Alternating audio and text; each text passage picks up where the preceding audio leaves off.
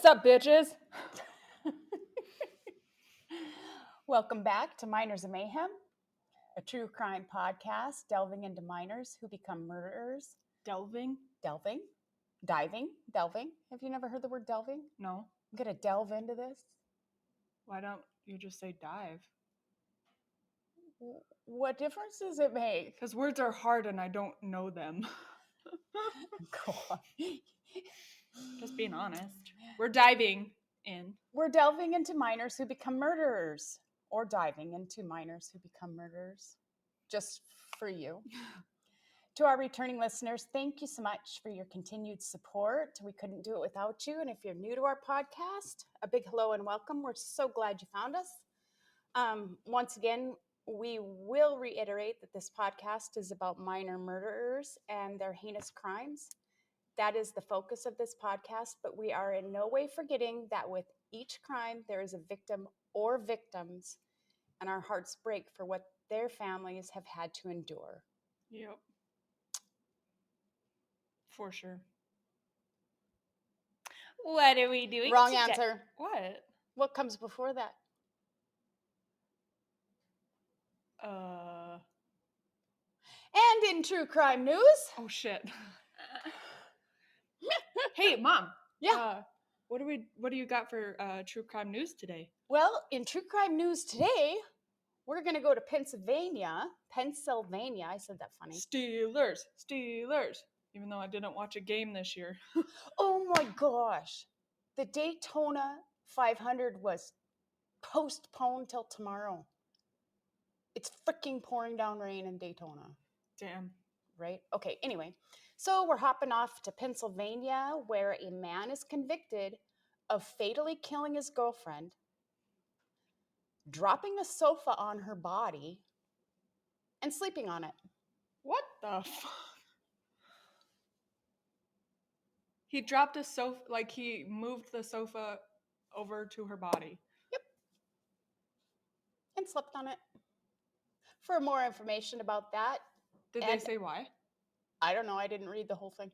And for other true crime stories, you can find that on truecrimedaily.com. There's some interesting people in this world. You know what they say. Takes all kinds to make the world go round. I'd say. But we could use a little less of that. Yeah. Okay, a lot less of that. Or some weird shit. There was so much on True Crime Daily that I couldn't figure out which one I wanted to do. All the way to... That was me last week. All the way to a woman jumped on a windshield and was going down the freaking highway to save a dog that had been stolen. Her dog had been stolen or something. I was like, what? Well, you know me. I can't do anything that involves animals. Yeah. I don't do well with that. It's like I really wanted to watch Black Beauty when it came out, and you told me, nope. Black Beauty? Yeah, they did the remake, and you watched it. It was Black Beauty. And I was like, is this something Or was it War Horse? No, I seen War Horse. I don't remember Black Beauty then. It was just a few years ago. And I said, well, is it something I can watch? And you said, absolutely not. Huh. It's about where the horse was sold. Yeah. I know what Black Beauty is, but there's so many remakes. This was the newest remake. I think I remember watching it, but I don't remember what happened to where you shouldn't watch it. Yeah, you told me no. Huh. Interesting. It's just like... See, I didn't like War Horse. Like I read the book first. The book was amazing. The movie I found disappointing. Well, and I think because the book was the horse's point of view. You can't do that in a movie. No, you cannot portray the horse's thoughts. If you were to read the book, you'd know what he was feeling in certain scenes. Yep. But it wasn't as good as I was hoping because I had expectations from reading the book. And I know a lot of people like do that. They'll read the book and they say the movie's not that great, and then I watch the movie and I think it's great, and then read the book and it's like, oh, Yeah, Yeah, the movie wasn't shit. They did that with The Horse Whisperer too. Mm-hmm. I'm so dumb. I read all the books first. And then when the movie comes out, I watch the movie, and I know better. I want the one movie that I want to come out from a book that I read is The Guardian by Nicholas Sparks. Is that the one with the dog? The Great Dane, yep. Yeah, no. I would love to see a movie about that. I read that book. The dog dies. Yeah. Singer? He dies. I know, but it ripped my freaking heart out. I such a good hate book, that though. crap. Such a good book. I made Dean read it. I can't handle animal abuse, and I can't handle animals dying. I don't do good with that crap at all. Yeah. I don't know. I'm just a big baby. So what are we doing today? Well, we are doing the case of Matthew Silliman. Never heard of him. Good, because you'll have some good. This will be a surprise then. You haven't heard this case? No. Good deal. So in this episode, we're traveling to North Carolina. Okay. Specifically a town called Apex, where the town motto is the peak of good living. The population is estimated to be about 70,000, so bigger than Minot, but smaller than Bismarck for us Nodaks. Okay. We're going back to the year 2008. Recent. Yep. To a group of tight-knit friends. So I will tell you a bit about each of the kids in this friend group. We'll start with the oldest of the bunch, 18-year-old Ryan Hare. He was the big dog of the friends. He was more on the crazy bad boy side and not a stranger to getting in trouble, drinking and dabbling in drugs. Okay. Okay. And his name was? Ryan. Ryan. Yep. Okay. Ryan's girlfriend is 17-year-old Allegra Dahlquist. She enjoyed making her own unique fashions and was known to be a little on the rebellious side. Okay. Okay. Still following me? Yeah. Then we have Matthew Silliman. He was a 17-year-old Eagle Scout, which is huge. He was a very good student and did not really get into much trouble at all. He was a good kid. So why is he hanging out with these kids? No. Now, Matthew's girlfriend is 17-year-old Michelle Lippert, who was said to be very popular, a good student, and also did not get into trouble, which is a good kid. The next part of the friend group is Adil Khan, age 17, who was the best friend of Matt, outside of the group. Adil was socially awkward. He did well in school, but he was bullied about his ethnicity. Adil was one of those kids who would do anything to fit in and gain approval. What was his ethnicity? I don't know. Oh, okay. Adil, I'm assuming it was, I don't know. Okay. I better not say because I don't 100% sure. Okay.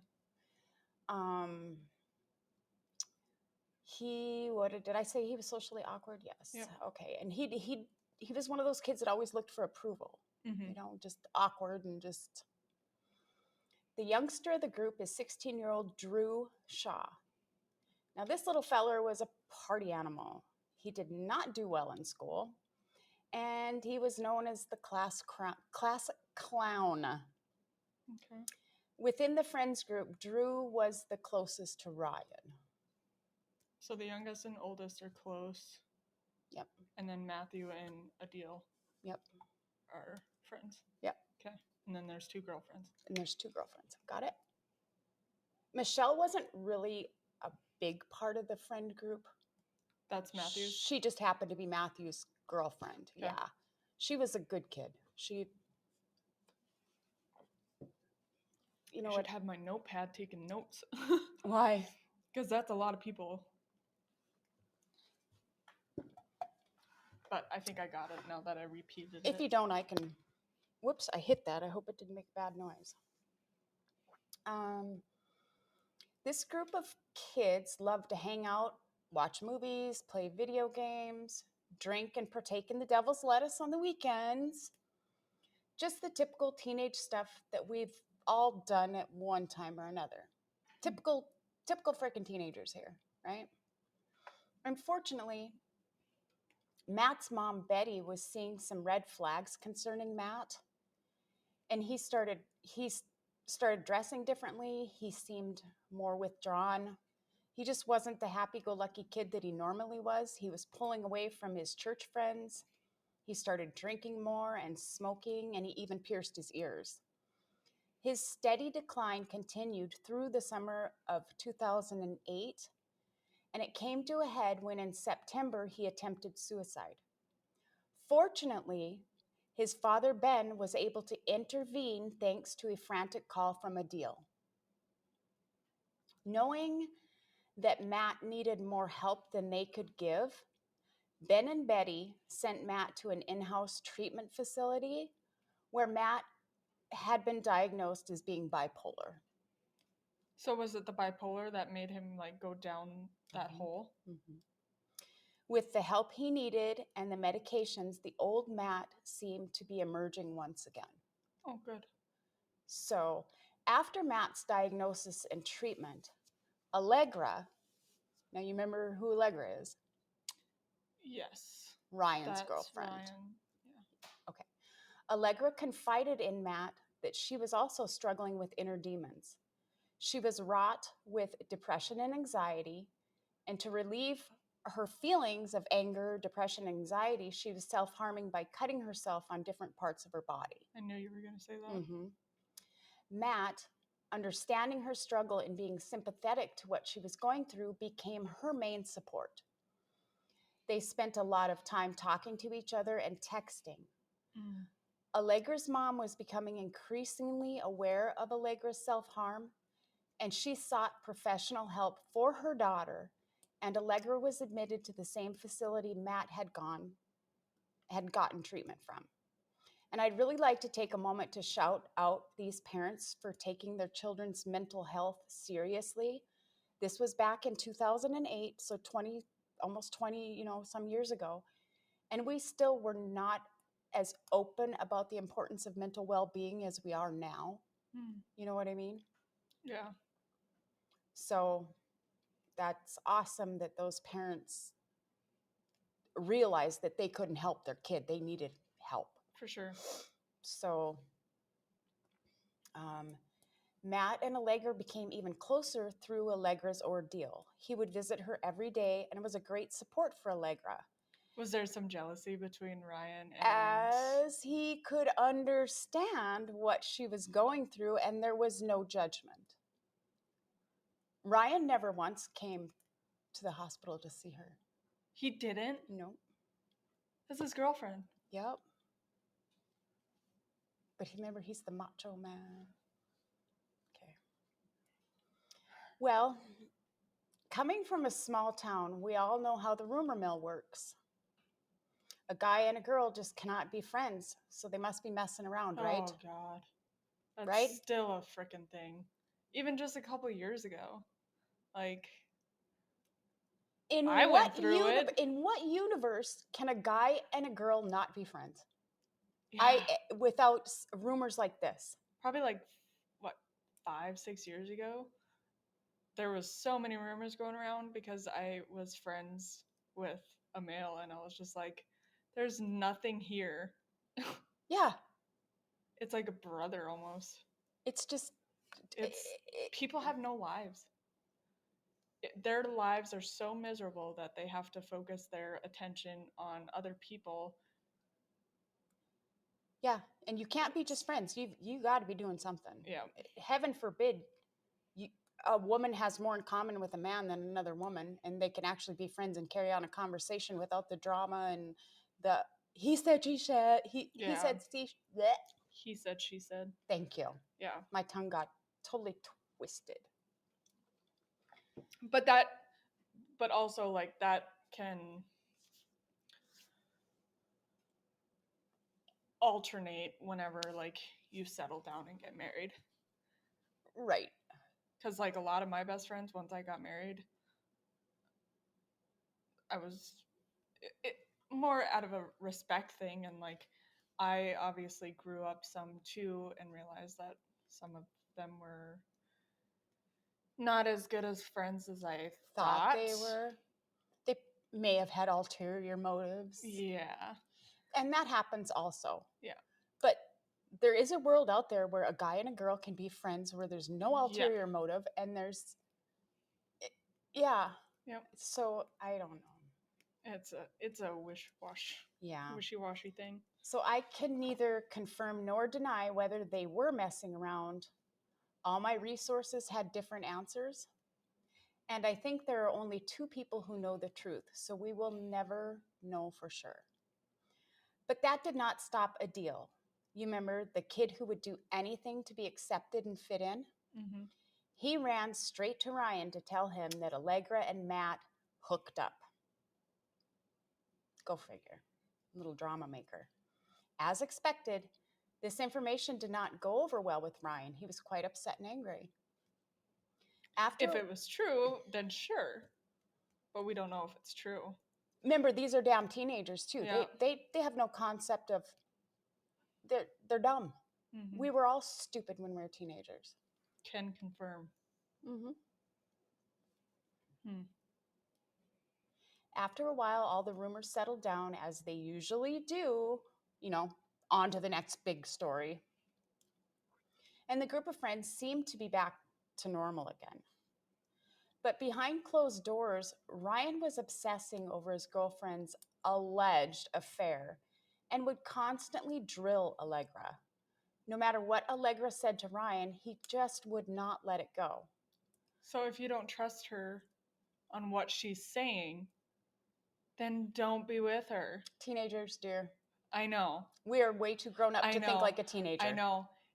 And like if I could go back and tell my teenager self, there's a lot of shit that I'd change. Mm-hmm.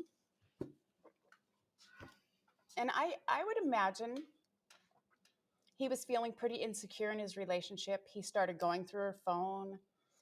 When they all got together, she wasn't allowed to talk to Matt. And he also began love bombing Allegra, none of which are healthy in a relationship at all. But controlling and but teenagers don't know better. Yeah, they're still learning life. They don't have a freaking clue that love bombing and going through somebody's phone and trying to control who they talk to, they have no freaking clue. They're still babies. They're still wet behind the ears. Ryan had been getting into trouble with friends outside of his friends group. One friend in particular was a man in his early 20s named Roger Pollard. Roger was a shady character. He sold drugs, he was into crime, and was allegedly a hitman. And he was molding Ryan to follow in his footsteps. So Roger's older. Mm-hmm. Yep. How did they meet? I do not know. He already had Ryan committing petty crimes, and on one occasion, as Ryan was driving, Roger grabbed a paintball gun and shot a school bus. Surveillance video caught Ryan's car, and he was suspended from school. Now, Ryan did admit to Adele and Drew that he was afraid of Roger and would do whatever Roger asked him, not only out of fear, but Roger was also Ryan's drug connection. Ryan is the tough, macho man of the group, so Ryan admitting that he was afraid of Roger really freaked out Adele and Drew. He's the big man. Drew's the second one? Drew's the baby, yep. Oh, the baby of the group, the 16-year-old. I thought Adele was. No, Drew's the baby. Remember, the youngest and the oldest? Okay. As Matt and Michelle's relationship progressed, they began doing more things apart from the friends group. Ryan, Allegra, Adele, and Drew continued to hang out regularly. These four would have many conversations regarding Roger and his nefarious lifestyle. According to Ryan, Roger was really pissed off about the situation regarding Matt and Allegra. Roger just would not let up about Matt needing to pay for his actions and asking Ryan how he could just sit by and let Matt get away with this betrayal of friendship. Roger started saying that Matt needed to pay with his life and that if Ryan did not kill him, Roger would. Ryan really did not know what to do. He was afraid of Roger and what Roger would do to him if he did not do what he said. One night, Ryan, Allegra, and Adil picked up Matt and went out driving around when out of nowhere, Matt felt a jolt in his side and suddenly something tightening around his neck. It was Ryan trying to choke him with a zip tie, but Matt had on a thick hoodie and Ryan was unable to get the zip tie tight. Of course, Matt was like, what the hell, dude? Right? So Ryan had to explain the situation about how angry Roger was and that he wanted Matt dead. Matt was now scared as hell. So they came up with a plan. Roger has nothing to do with this. They came up with a plan. You ready for this freaking stupid teenage plan? No, but let's hear it. Allegra's family had an abandoned farm where Allegra would ride horses, and they were going to hide Matt away until they could video a fake murder, and then send Matt out of town for a while, and then it would be all over with, and Roger would be satisfied. This was their teenage plan. With this plan, they drove Matt to his house where Matt grabbed some clothes and a sleeping bag. Before they headed out to the farm, Matt called Michelle and asked if she could meet him. Matt jumped into the car with Michelle and told her that he had to go away for a while because his life was in danger and that he could not tell her any more than that and that he had to go. He told her that he loved her and he jumped back in the other car and she watched him drive away with Ryan, Allegra, Adil, and Drew. On November 26th, after not hearing from Matt for 24 hours, Ben and Betty called the police. A silver alert was issued for Matt since he suffered from bipolar disorder. A silver alert is activated when elderly, developmentally, or cognitively impaired person has gone missing and is determined to be at risk. A silver alert is not just for elderly people. Right. It's, yeah. On December 3rd, an anonymous tip was called into the Apex Police Department of a possible body located at an abandoned farm. Upon arrival at the farm site, the first thing they noticed was a freshly dug hole that, because of the rain, was full of water.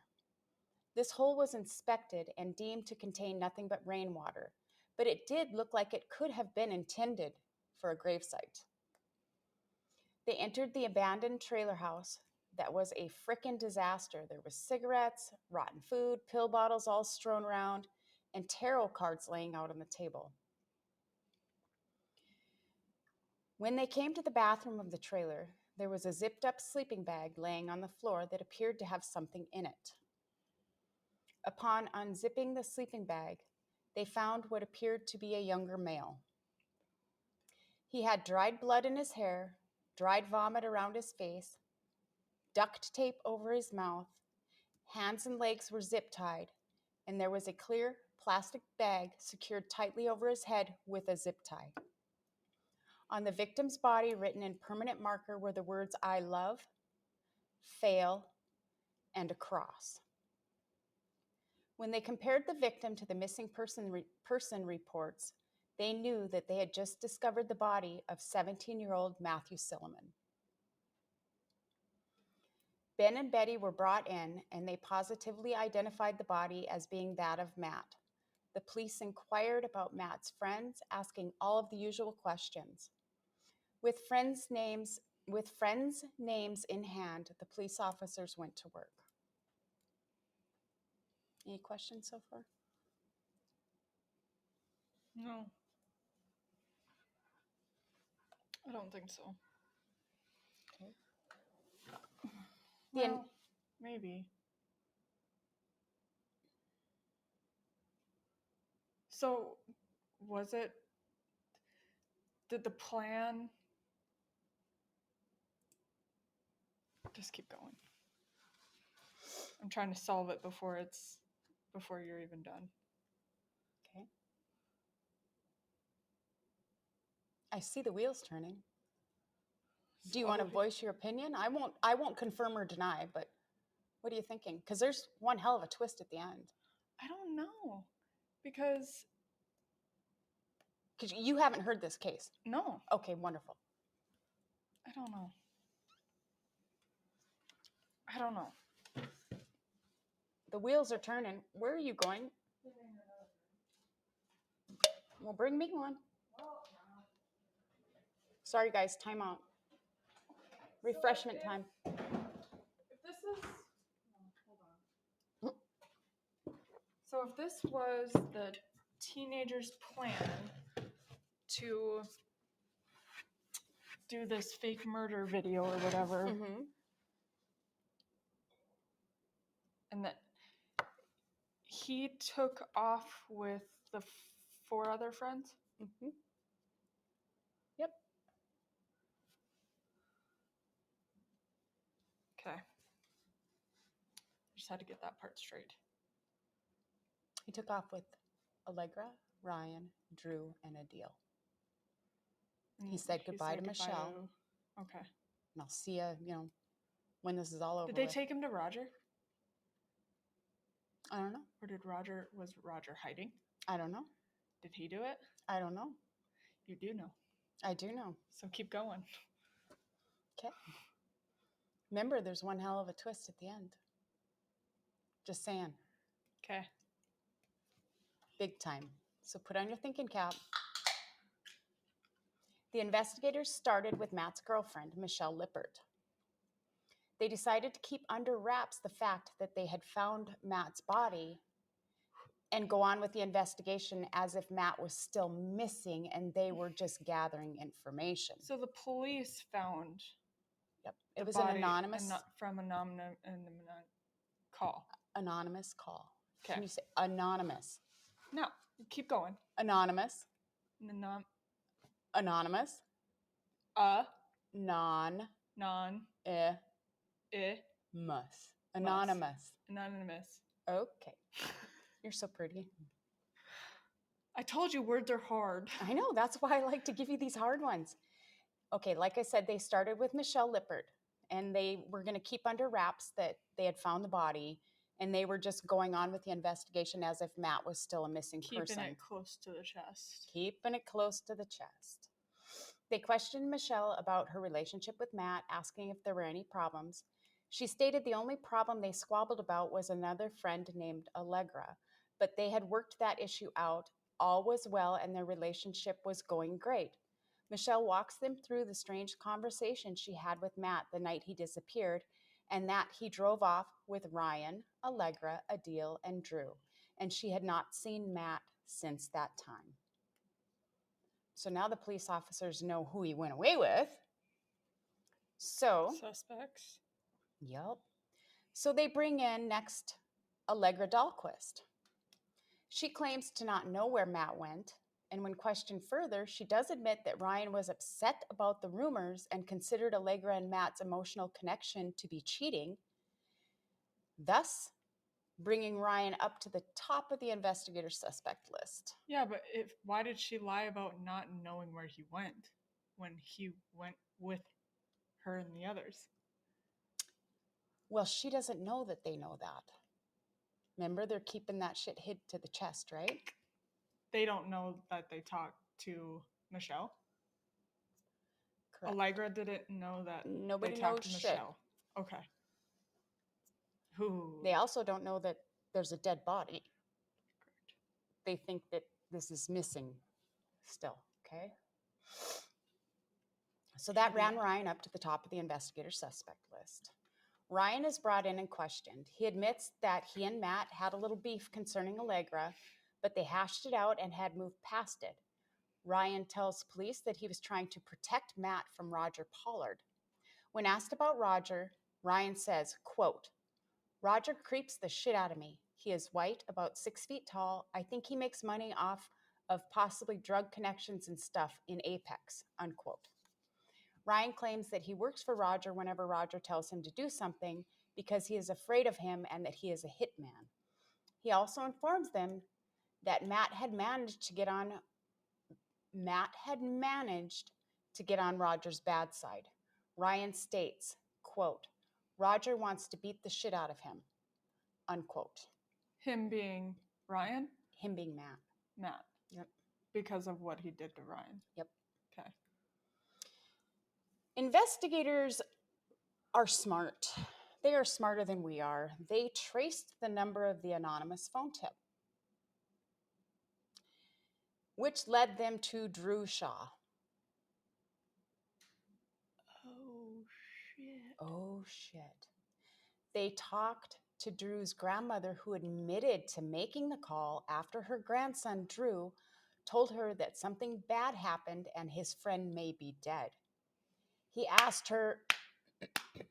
Good job, Grandma, for calling in. He asked her what would happen if a crime was committed, but the person wasn't involved. Would that person still go to jail? When they asked Drew about this conversation, he claims it was just a joke.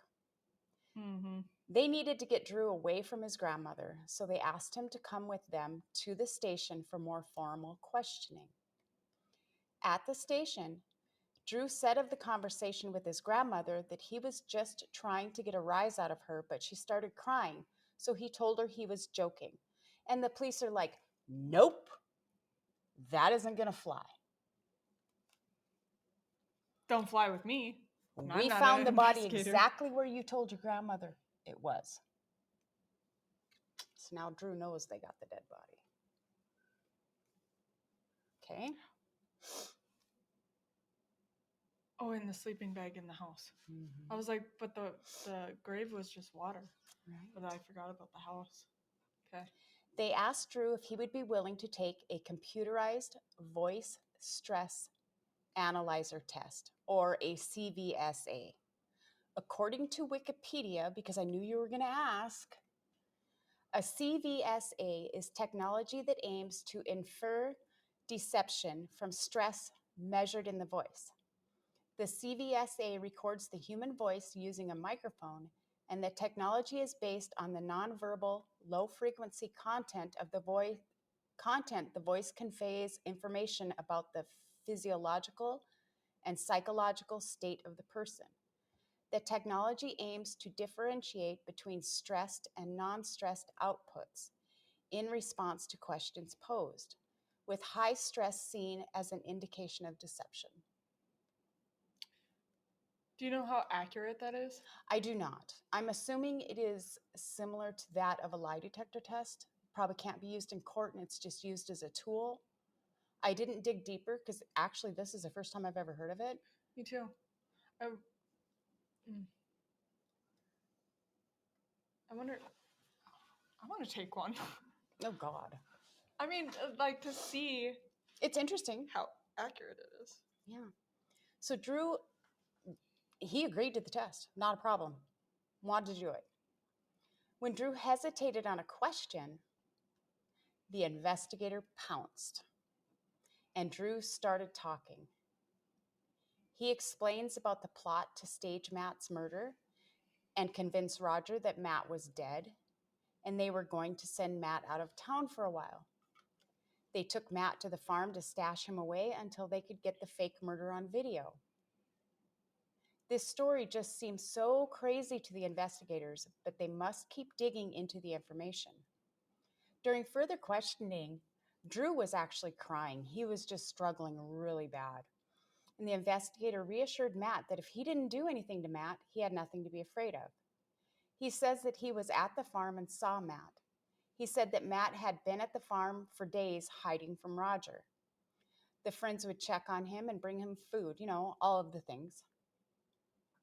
They finally have everything they need to put together their fake murder plot. Matt is nervous and scared. He just cannot seem to calm down at all.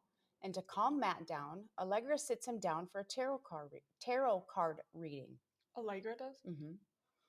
Ryan hands Drew a baseball bat and told Drew to stand outside. And if Matt comes running out because he's a chicken, you got to stop him because we have to make this video. We've got to make Roger think that he's dead. So you have to stop him if he comes running out of the house. So Drew was standing outside. With Drew outside, the camera rolling, Ryan sneaks up behind Matt and hits him on the head with a hammer. Matt is dazed and upset, but Ryan tells him that he had to use the element of surprise to make the video look real. He did not want Matt to see anything coming. Drew is not comfortable with anything that is happening and asks Allegra to take him home because he has a curfew. So Allegra does take Drew home. When Drew left the farm site, Matt was still very much alive, and he did not know anything after that time. So Drew was not there. Okay. The only person left to question here is Adil. What about Ryan? They already questioned Ryan. I already went through that. Were you sleeping? No. They did Michelle, then they did Allegra, then they brought Ryan in because he made the top of the suspect list. I thought you said Drew. Sorry. I'm good. Ryan's the one that told him about Roger. Yes. Okay. For some reason, I was thinking Drew, but never mind. You are correct. Okay. I know I am. Yeah, it's your case.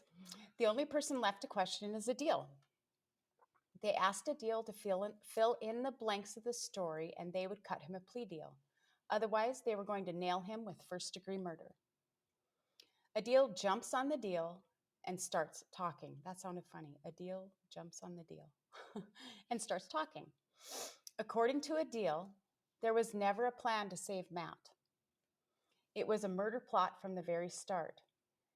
The only people in on the murder plot were Ryan, Adil, and Allegra. Matt and Drew were in the dark and thought they were going through with a fake murder. So Drew didn't know.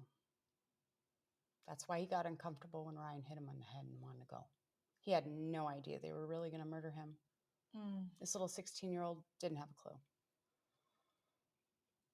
The day before Matt was killed, Allegra, Adil, and Ryan started digging the hole to bury Matt. Concerned about Matt possibly chickening out because he was so nervous, Allegra grabs horse tranquilizer and puts it in a glass of wine and gave it to Matt. He drinks the wine and starts getting funny feeling. He starts slurring his words, and eventually he just topples over. But he's not dead, and he begins to vomit. So they put duct tape over his mouth. They then pull a plastic bag over his head, and Allegra secures a zip tie around the bag and his neck. Unable to get the zip tie tight enough, Ryan gives the zip tie a pull to make sure it is secure. They zip tied his hands and legs and went out to finish digging the grave and left Matt to suffocate and choke on his vomit. When they went out to the grave that they had begun to dig previously, they found the rain had filled it up and they were unable to use it. So they devised another plan to make the murder look like a ritualistic sacrifice. So Allegra drew symbols around and did the writing on Matt's body, and they purposely left the tarot cards laying out.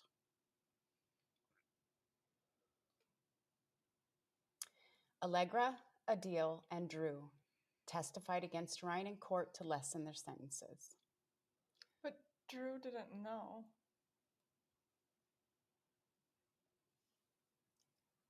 Right. Okay. But Drew Shaw entered an Alford plea to accessory after the fact to first-degree murder, receiving a minimum of 45 months, about 4 years in prison. Okay.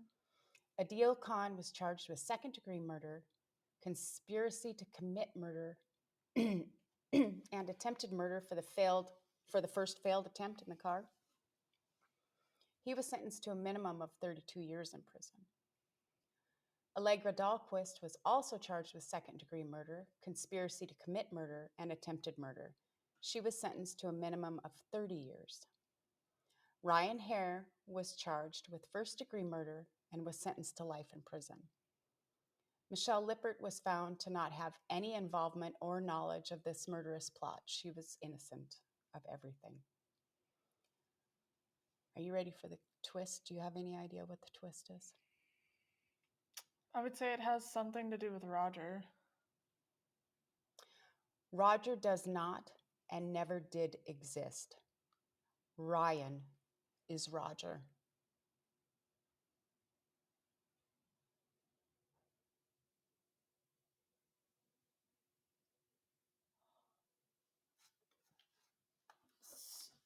So Ryan made this person up to scare Matt? Used him as a scapegoat every time he got in trouble. Said Roger made him do it. Roger. It was a figment of his imagination. Did he?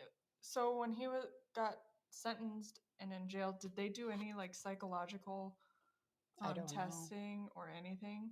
I don't know. I didn't get into that. Fudge.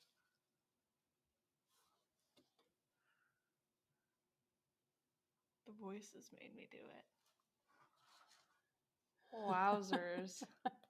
I knew it had something to do with Roger, but god damn. Uh-huh. Hmm. Kids are so dumb.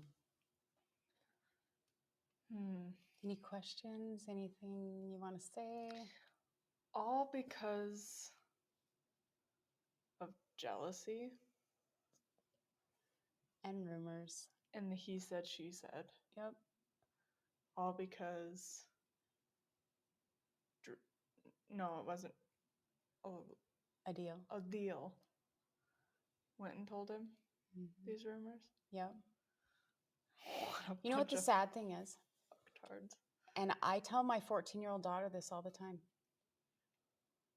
What happens in high school is not going to matter. What people think of you in high school is not going to matter.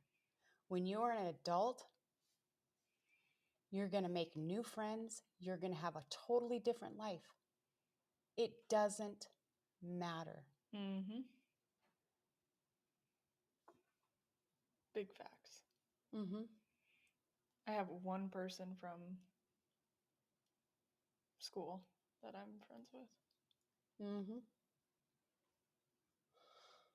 It doesn't matter. Nope.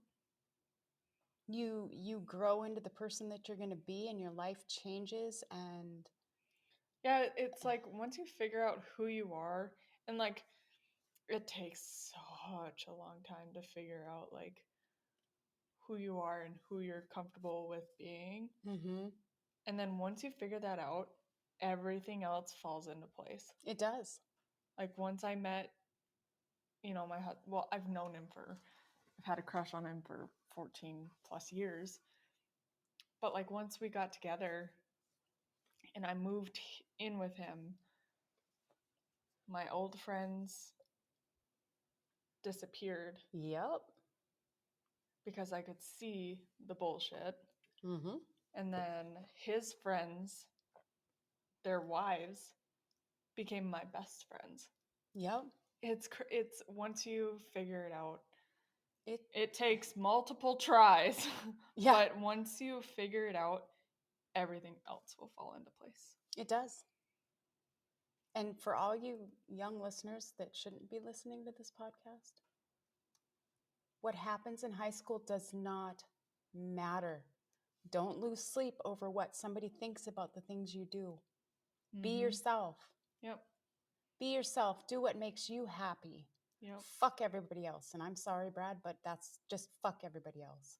You do you. If it makes you feel good to have pink hair, then have pink hair. If it makes you feel good to dress like a tomboy, dress like a tomboy. Mm-hmm. If you're comfortable in your shit kickers, wear your shit kickers. The friends who know you are going to love you no matter what. Mm-hmm. And the friends that talk about you behind your back were never your friends in the first place. Right. It's okay, guys. There's so, violence is not the answer to anything, but there's a couple times where I wish I would have just slapped him and been like, yep. I don't care what you say about me. I don't care what you think about me. I don't care that you think I'm fat. Yep. Mind your own damn business. Yep. And like I said in the beginning, they pick on you because you are being who you are. Yep. Or trying to figure out who you want to be. they haven't figured that out yet. So they're miserable, that they need to make other people feel miserable so they don't feel as miserable as they do. Exactly. Yeah. But it doesn't matter. You youngins, that it doesn't matter. No. So not at all. Be you. Take care of yourself. The friends you have in high school, I mean, some will stick together through thick and thin. It's rare. They were probably true friends to begin with. It is rare to find. Exactly. Yeah. So just, yeah. But if you're so inclined, please take the time to leave us a rate and review. It helps other like-minded crime junkies find us. Just do it. Do it. If you would like to contact us with case suggestions, personal stories, critical citizens, constructive criticism. Is that what you're trying to say? Mm-hmm. Okay.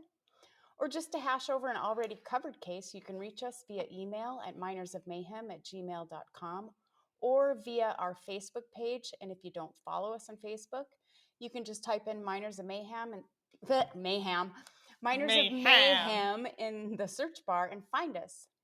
If you prefer to watch the podcast instead of just listening, you can find our videos on YouTube by typing in Miners of Mayhem. And if you hit the subscribe button on YouTube to our Miners of Mayhem, anytime there's a new video, it should notify you. In the meantime, please refrain from being pond scum. Life is too short, and keep your happy asses safe out there. And don't give a fuck about what anybody says or thinks. Exactly.